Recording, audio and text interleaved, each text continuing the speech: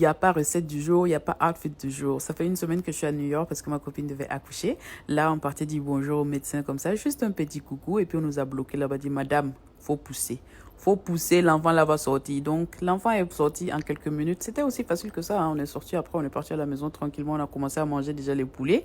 Ça, c'est un monsieur qui fait les poulets à New York là-bas. Il s'appelle Martin. Je ne sais pas qui est Martin, mais en tout cas, que Dieu te bénisse. Et depuis, voici à quoi ressemblent mes journées. Je me lève, je cuisine pour la nouvelle maman, je change les couches, je donne les biberons. Vie de nounou façon, non. C'est juste que je ne suis pas rémunérée. Sinon, ça là, c'est travail de nounou.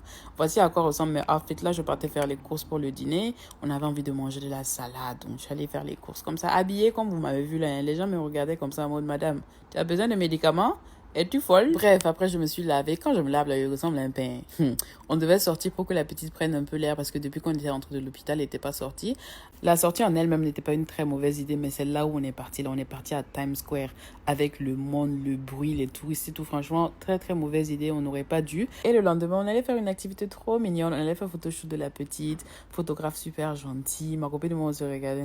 Ça, c'est les affaires des enfants désirés. Est-ce que nos parents, là, même savent que ça, là, ça existe? En tout cas, la photographe était super gentille. Elle l'a calmé quand c'était nécessaire. Elle a même changé ses couches. Franchement, trop bien. Et les photos, trop belles.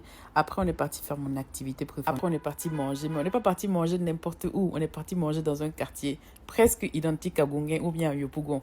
On est rentré dans un magasin d'abord et au fond du magasin, on avait une porte rouge. C'est derrière la porte rouge là que les vraies choses se passent. Dès qu'on a ouvert la porte, la petite maquille sur nous maintenant. En plus, c'était dimanche, donc il y avait soirée Zouglou. La musique se jouait en live. L'ambiance était très bonne. Mais nous, on n'était pas venus pour l'ambiance, mon cher. On était venus pour gérer les poulets. Le coin s'appelle chez Samson et c'est pour un burkinabé. Donc, il fait tout ce qui est poulet flambé, les brochettes, le mouton. On a commandé presque tout ça là. Il fait même quelques plats ivoiriens sur le côté, foutou, placali. On a commandé le placali qu'on a mangé le lendemain matin. C'était tellement bon. Le premier plat qui est venu en premier, c'était le mouton. C'était, franchement, quand je vous dis que même Mawaka, j'ai rarement mangé des moutons aussi tendre. La viande la glissait tranquillement entre mes dents comme ça. Aucune souffrance pour ma dentition. Ensuite, on a attaqué le poulet flambé. Il y avait un mélange de jus de vinaigre et puis d'arôme magie en bas du poulet. Là, c'était tellement bien assaisonné.